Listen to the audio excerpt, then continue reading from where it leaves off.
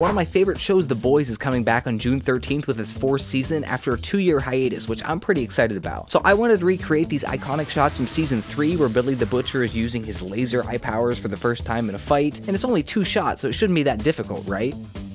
Right? Well, it turns out even for these 2 shots, especially the ones that I picked, there's a lot of moving parts, so I had to call on some friends for some help. Victor was our Billy the Butcher lookalike, as well as footage colorist. Pablo did some VFX work for us to bring the laser eyes to life and actually look pretty damn good. And Mason topped the whole thing off with some ADR as well as some sound design to make the lasers actually have an original sound effect. But before they could do any of that stuff, I had to get the footage for them to work with. Alright guys, so we came to the local parking garage because I noticed there was a car in the background of the reference shot. I have my friend here, Victor, who will be our Brazilian Billy Butcher. I'm very afraid to be in front of cameras. I'm actually a colorist, so I always stay behind the camera. So the first thing I noticed when I came is that the white balance and the color temperature of these ambient lights here are very, very orange. So we had to set the camera's white balance to work with that, to make it a more neutral color, and then Victor will make it more blue like the actual scene with some color grading magic in post. Luckily there's somebody parked with a white car conveniently here, so we're gonna try to use that in the background just like the scene. So I did my best to direct Victor, who was feeling a bit uncomfortable being in front of the camera for once. And after a few takes, I felt like we got something that was really good despite the lighting conditions being basically the exact opposite of what we needed. Because there weren't outlets anywhere near where we were shooting, the only light that we could use was a V-mount powered light,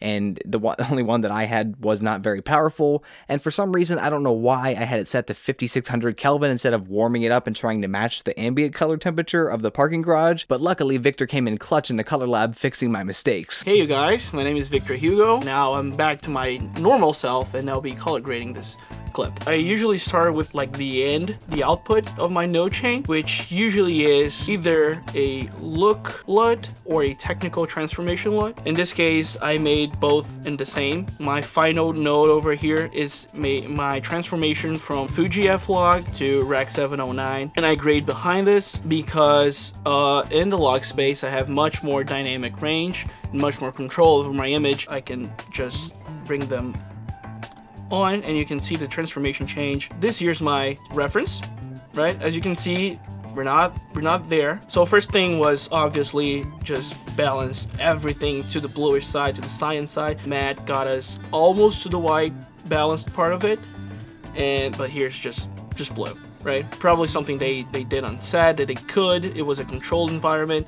Here I just brought everything to the blue, and now I became the beast, right? Or Nightcrawler. I'm just blue, which was something we could not control on set, and they probably could, right? So what I did here was to set up a parallel node with a magic mask on it. Definitions: 1, parallel node is basically doing layers. If you're used to Photoshop or any layer software like After Effects or something, it's a bit weird because the top layer is in the bottom, like mine here. My magic mask is just like this AI magic, really, it's black magic. This magic tool that I can select myself with the line over here and the software just outlines me, so I can balance myself against the background to, you know, get closer to the reference over here. We're still not there though. We can pretty much see in here, Billy Butcher and the boys have pretty much a straight line to the cyan, bluish cyan in the bottom,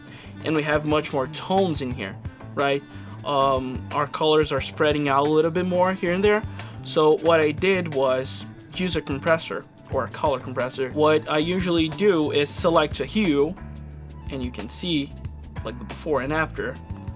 We're kind of compressing everything towards that same color. I didn't do anything different in the first shot, balancing everything, so I used the magic mask to just stand myself out again, and you can see again it's a pretty straight line except for those yellow cones or yellow whatever. I used the compressor again to just even out those tones. Matt gave me a nice feedback and said that the overall exposure in the reference was a little bit higher, which I agree.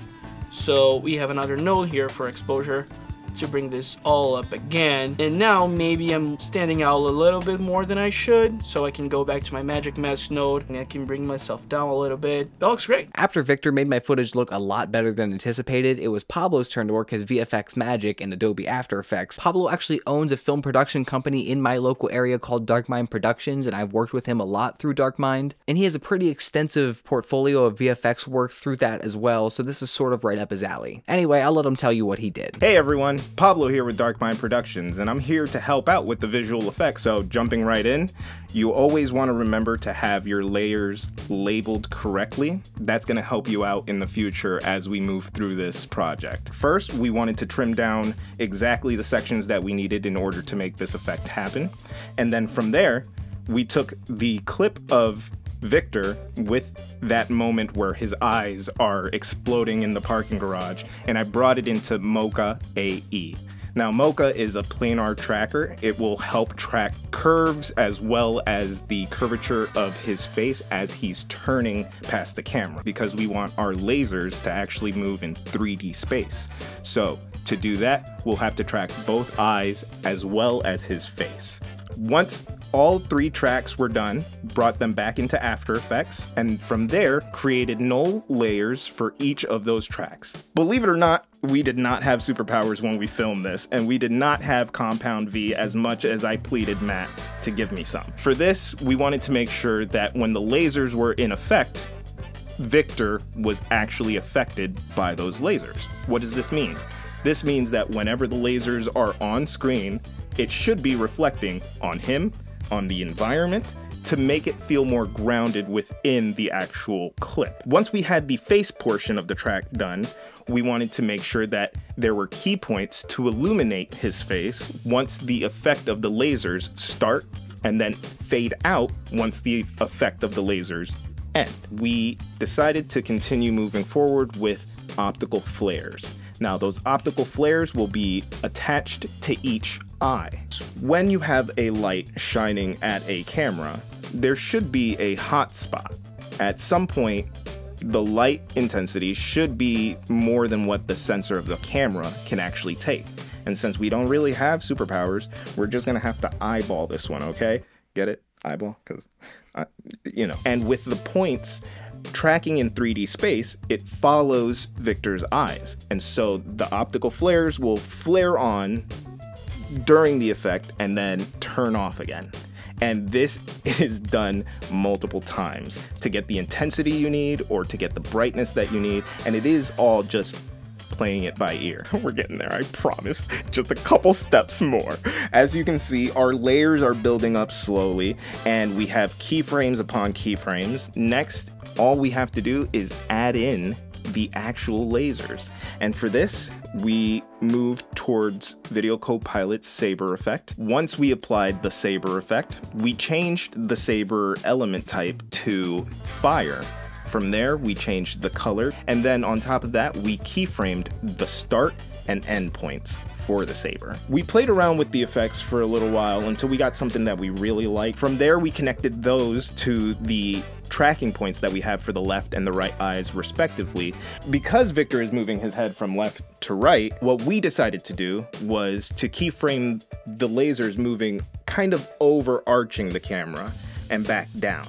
Once that's connected, all you have to focus on is making sure that your endpoint is following the trajectory of that track. Manually keyframe any instances where there might be a hiccup. For us, it was really that arch that we really needed to figure out. And so I applied some of my technical knowledge, which was calling a friend of mine to help me. This portion of putting this together did kick my butt a little bit, and I'm gonna be 100% honest about that. Something like this, where our effect tracks past our camera, was a new endeavor.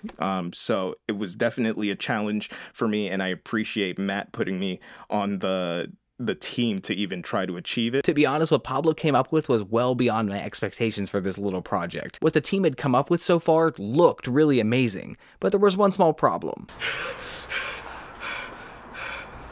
We didn't capture audio on set. We were only concerned about the visuals. We needed to record some ADR and create the laser eye sound from scratch, so I ended up calling on my longtime friend Mason to help us out. Hey, what's up guys? It's Mason here. I'm an audio specialist and I do everything from sound design to scoring and everything in between. I recently worked with Matt on my short film, Star Wars Lost. Feel free to go check it out. It's out on YouTube. But today we're going to be working on the boys test footage that Matt and some of our other friends have worked up for us. So let's get into it. I guess, like I said, we're going to be doing some sound design today, but very first thing, I think I want to jump into doing some ADR for Victor's vocals. I have my mic here, just a simple interface. You don't typically do this with sound design because typically you have the actor here with you.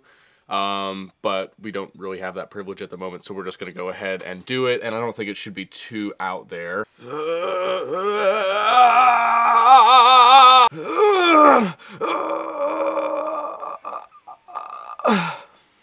I don't know, maybe something like that. Actually, the first half of that's not terrible. That was not bad, actually. Plus, you have to keep in mind that it's going to be like mixed down in the sound design, because right there where he's screaming is where we're going to hop into Serum here in a little bit and work up a cool synthesizer to do that laser beam sound. Unfortunately, Mason's screen recording didn't pick up the audio from his computer, so we can't actually hear him create the laser beam sound from scratch, but this video is getting pretty long anyway, so we'll just skip past that part. Despite maybe looking just a little bit goofy in the process, Mason created some believable ADR and created a laser beam sound effect that really brought the scene to the next level. Here's the final result.